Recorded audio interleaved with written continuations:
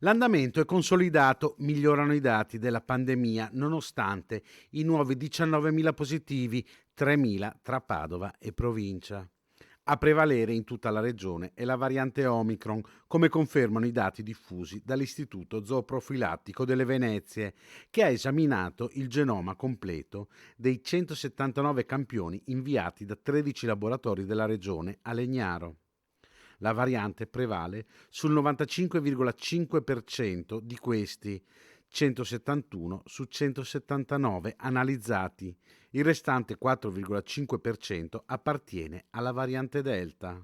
Un sorpasso netto se si pensa che solo 2 settimane prima la variante Omicron, pur prevalente, era al 66%. Equa la distribuzione tra le province.